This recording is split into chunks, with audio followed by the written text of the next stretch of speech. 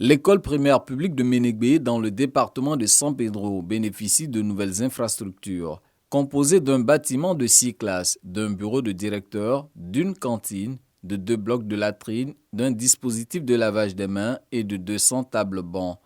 Une réalisation de la Fondation internationale Coco Initiative, ICI, et son partenaire chocolatier. Il s'agit de contribuer à un meilleur accès à l'éducation dans les communautés productrices de cacao.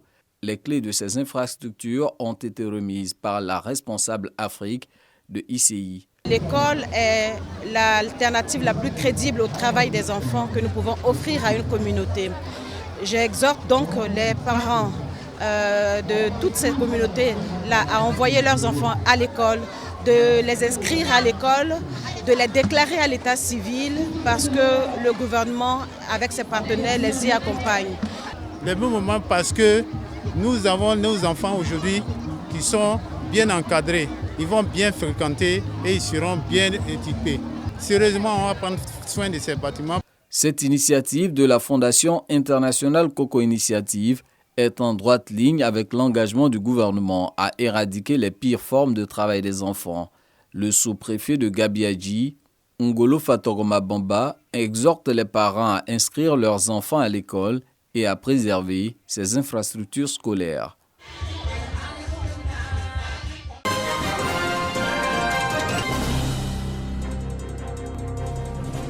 Plus de 800 personnes dépistées gratuitement de la cataracte, de l'hypertension artérielle et du paludisme à l'église Foursquare de Katoula, région du Hambol. Une initiative des responsables ivoiriens et américains de la dite église. Il s'agit de contribuer à la bonne santé des personnes vulnérables. Une action humanitaire bien accueillie par les populations. Je suis venue soigner ma fille. Elle avait mal à l'oreille. Ils ont enlevé un caillou dans l'oreille. J'ai pris Dieu, ça n'a qu'à aller. Pour nous, les démunis, c'est une bonne chose. Parce que ce n'est pas tout le monde qui a les moyens pour aller dans les cliniques pour se faire opérer ou pour se faire soigner. Depuis 1990, l'église Foursquare est en Côte d'Ivoire. Son credo, la guérison du corps et de l'âme par l'évangile à travers des soins gratuits. Nous, en tant qu'église, nous prêchons un évangile holistique. C'est-à-dire que non seulement nous apportons la bonne nouvelle, mais nous prenons en compte aussi les besoins sociaux, les besoins sanitaires des populations. Dr. Daniel Thompson. C'est vrai que nous venons pour administrer des soins médicaux, mais aussi nous profitons de l'occasion pour présenter l'évangile. La caravane des soins médicaux gratuits et de guérison de l'église Foursquare dans la région du Hambol va durer 10 jours.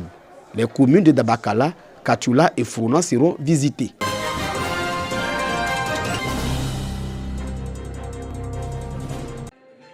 Le 3e colloque international sur l'oufouettisme s'est fini. La soirée gala de distinction des meilleurs travaux de recherche effectués en milieu universitaire par les étudiants en master et les doctorants vient couronner 72 heures de voyage dans la vie d'un homme et de ses actions, Félix Houphouët-Boigny. Le prix de la recherche sur le premier président ivoirien en cette année 2023 est attribué au doctorant Kwaku Nguessan Denis de l'université Félix Houphouët-Boigny. Lorsque la Côte d'Ivoire accède à l'indépendance en 1960, Houphouët va mettre en place tous les mécanismes de la cohésion sociale en Côte d'Ivoire, ce que nous avons appelé la politique de l'intégration nationale en Côte d'Ivoire. Il s'agissait donc de réunir tous les peuples ivoiriens, comme lui-même il aimait à le dire, de la poussière d'ethnie. Il fallait former une unité nationale. La Fondation Félix Houphouët-Boigny, initiatrice du colloque et du prix, reste attachée à toutes les actions de recherche qui pérennisent un homme d'exception, Félix Houphouët-Boigny, père fondateur de la Côte d'Ivoire moderne et modèle. Nous sommes convaincus de la pérennisation du prix et de son plus grand rayonnement, d'abord en Côte d'Ivoire, puis en Afrique. Félix Houphouët-Boigny, passé à l'histoire, n'appartient plus seulement à la Côte d'Ivoire, mais à l'Afrique et au monde. Le 10 novembre prochain, la Fondation Félix Houphouët-Boigny célèbre son cinquantenaire. Des festivités qui seront marquées par l'inauguration d'une imprimerie numérique.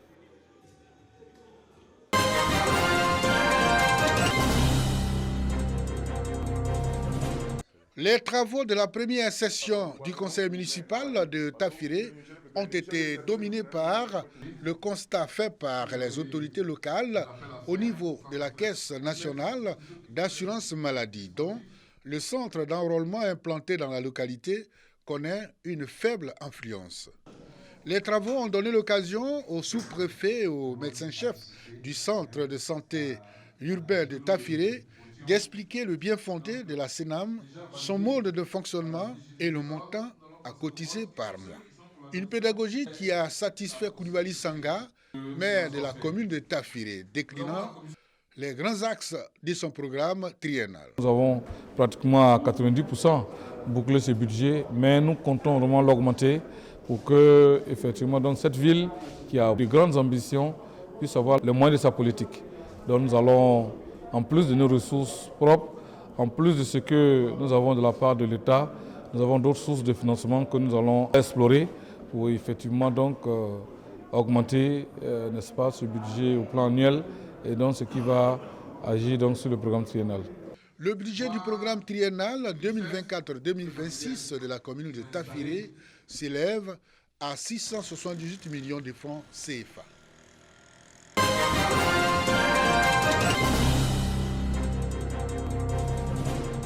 La foire du livre ouvre ses portes à la bibliothèque de Korogo. Une aubaine pour susciter l'intérêt des populations de la localité vers la lecture. 3 jours d'exposition sont réservés aux amoureux de la littérature et de la culture générale. C'est important pour moi de participer à la foire du livre car vraiment j'ai l'amour et la soif de la lecture et j'adore vraiment lire. J'ai appris beaucoup car on nous a donné plein de conseils. L'exemple de Korogo est vraiment édifiant. Rares sont les villes où on investit dans la culture.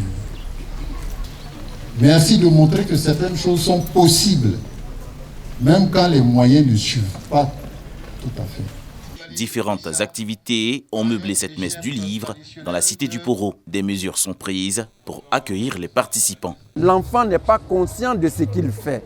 Ce sont les parents qui doivent les guider sur le bon chemin.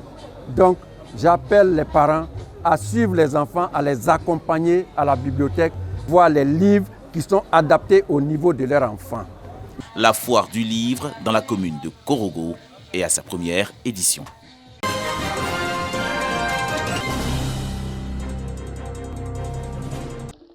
Au-delà de l'homme politique que l'on lui connaissait, feu le général Gaston Wassena Koné était aussi un homme d'art et de culture.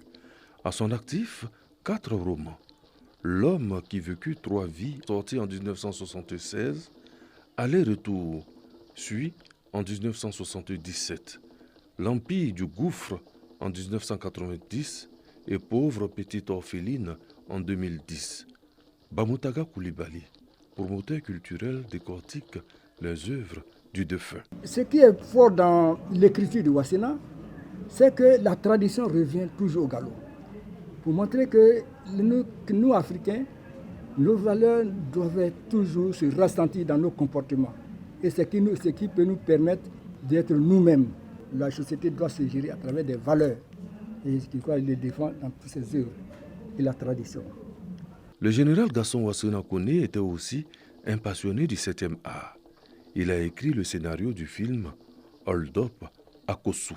Ce film avait pour objet de donner de la valeur à notre gendarmerie, de montrer vraiment la force et la puissance de la gendarmerie. Mais au-delà de ça, c'est un film, le héros et son jeune. Il va lui donner comment un gendarme doit se comporter face à la société, tout le film va se dérouler autour de ça. La bravoure de notre gendarmerie. Mais c'est le même ministère, mon pauvre vieux. Ah bon? C'est là-bas alors? Vraiment, si c'est là-bas, ils sont tous des bandits, des crapules, des ouais. Quoi? Ouais, ils sont tous des bandits, des crapules. Eh bien, bonne opinion de nous. Nous sommes donc aussi des crapules et des bandits, puisque c'est notre ministère. Je suis mort. Ça alors là, chef, pardon, je n'ai pas dit ça. Homme de culture, ses actions méritent d'être protégées pour les générations à venir. Gaston Wassena Koné est aussi l'un des pères du taekwondo ivoirien. Ceinture noire, maître Wassena Koné a largement contribué à vulgariser cet art martial coréen en Côte d'Ivoire. Le général Gaston Wassé Nankone est décédé à l'âge de 84 ans le 8 août 2023.